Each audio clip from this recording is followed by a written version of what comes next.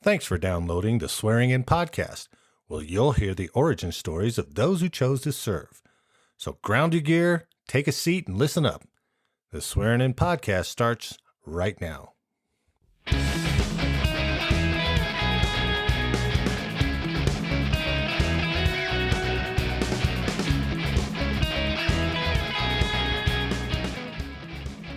Hello and welcome to the Swearing In podcast.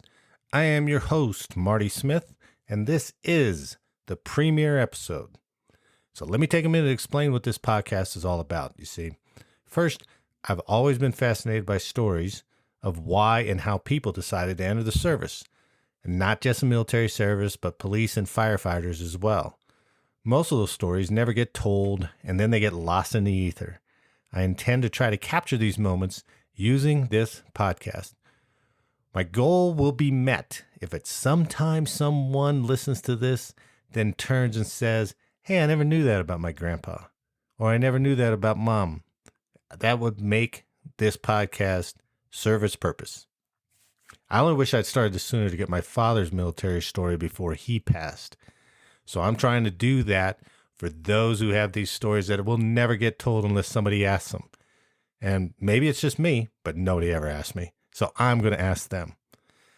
The second reason for this podcast is that military guys have the best and the funniest stories around. I've never laughed harder than when I'm listening to some of these stories, and some of these guys are such great storytellers, man. I spent many a night out in the field giggling my ass off to some of these stories. So I hope to get that as well in this podcast and provide that to you, the listener. I hope to capture a little history, provide a few laughs, and in my own way, provide a service back to those who served us. So now you're probably asking yourself, well, who the hell is this guy? Just somebody who's wanting to start a podcast? Well, I'll give you my background just so you know where I'm coming from. I'm a 20-year retiree from the military, having served in both the Army and the Air Force. My trip was certainly not a straight line. A lot of missteps in there, some breaks in service. And I'll tell you all about it right now, just so you know.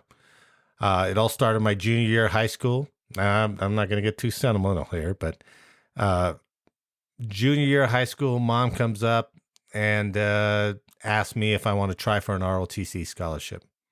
I said, sure, why not? I had no interest in going to the military, but it was a way to pay for college. Besides, I'd probably go to college playing football, of course, being 5'8", 165 pounds, a 4.940, I was well on my way. So I applied. About a year later, was rewarded with an Army ROTC scholarship. On a side note, I also won an appointment to the U.S. Coast Guard Academy, which in retrospect, I probably should have accepted because I would have probably seen more action in the Coast Guard than I did for my entire career in either the Army or the Air Force.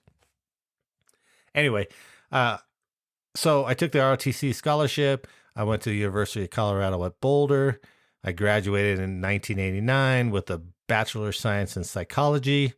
Why psychology? Because it was the easiest degree that I could think to get, and I had to get a degree, so there you go. I was commissioned as a second lieutenant in the field artillery.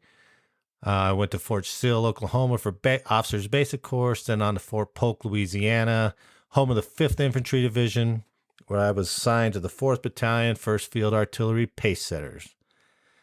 In 1992, during the height of the base realignment and closure period, better known as BRAC, the Army decided to move our entire division from Fort Polk to Fort Hood, Texas. And then they reflagged us as the 2nd Armored Division, which was Patton's famous division, which was awesome history, awesome to be a part of, not so great for the uniforms, because they used to make you sew that Hell on Wheels patch over your left breast pocket instead of your left sleeve, because Patton always said, keep your division close to your heart. Pretty cool, even more history, except when you left and you took that patch off and then you had the shadow over your BDUs, which was worthless because then you had to buy all new BDUs. But you still got to serve in Patton's division. In 1994, it was time to go back to Fort Sill for Officer's Advanced Course. My follow-on assignment was supposed to be to Korea. I called assignments and asked them if there was anything else. He told me the only way to get to a different assignment was to switch weapon systems. I was currently on the 155 millimeter self-propelled howitzers, and all I had to do was switch to 155 millimeter towed howitzers, and I could go to Schofield Barracks, Hawaii. Huh. So guess what decision I made? Arriving at Schofield Barracks, home of the legendary 25th Infantry Division Tropic Thunder Light Fighters, I was assigned to the 1st Battalion 8th Field Artillery, the Automatic 8th. I eventually became the battery commander for Service Battery before they deactivated the battalion 8 months later. So in 1998, with a full military reduction in force, or RIF, going on, I decided to get out of the military and try my hand at being a civilian because I was told there were so many jobs out there. So I gave up my commission as a captain. I went into the civilian sector and found out very quickly that there weren't a whole lot of jobs out there for former field artillery officer, psych degree carrying guys. I took a job as a propane manager for Feral Gas in Frisco, Colorado. Terrible work. I was up all the way up in Leadville, Dillon, Breckenridge, Frisco, all over during the icy snow. It was tough work. So 18 months later, I got a job as a second shift production manager for Cintas Uniform Company in Denver. And I was basically going from one bad job to a worse job. And then eventually I got a flyer in the mail. Join the Air Force Reserves, it said, and continue your career. So I thought about it. And I had a security clearance before when I was in the Army. I thought, well, hell, I'll go join the reserves, get my security clearance back, and then get a better security clearance job. It's got to beat hanging uniforms on a second shift. The reserve unit in question was at Buckley Air Force Base. At the time, in 2000, it was Buckley Air National Guard Base. It has since shifted to Buckley Air Force Base and shifted once again with Space Force to the Buckley Garrison. The unit worked with which was the 8th Space Warning Squadron. They worked with the Space-Based Infrared System, or SBIRS for short, basically the advanced version of what some of you know as Star Wars back in the Reagan era. So this was the early warning portion of that, the space-based early warning for missiles. I thought that I'd just join as a weekend reservist, do one weekend a month, get my security clearance back, and everything would be good to go. But there was one catch, though. They had no officer positions open. So my infinite wisdom, I told them, hey, I don't need to be an officer. I'll join as enlisted. I was just chasing the security clearance. But I was like, I'll come in as enlisted. So they said, okay, great. We got an E5 position for you. I said, all right, I'll take it. So I went from 03 in the Army now to E5 in the Air Force Reserve. I don't recommend that route. But what do I care? Again, I was just trying to get a better job. So I was sworn in the Air Force Reserves as an E5 staff sergeant.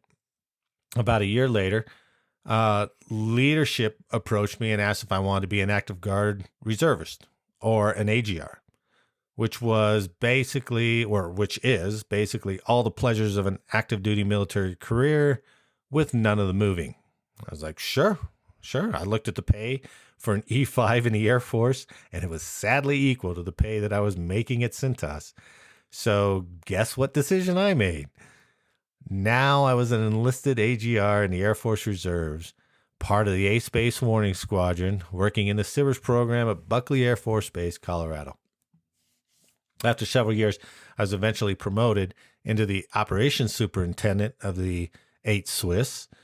In 2009, I was moved down to Schriever Air Force Base, Colorado, to join the 19th Space Operations Squadron, which is basically the reserve GPS squadron, as their operations superintendent. In 2011, I accepted my last assignment of my career with the 380th Space Control Squadron, which performed defensive counterspace at Peterson Air Force Base, Colorado. So much for never having to move again, right?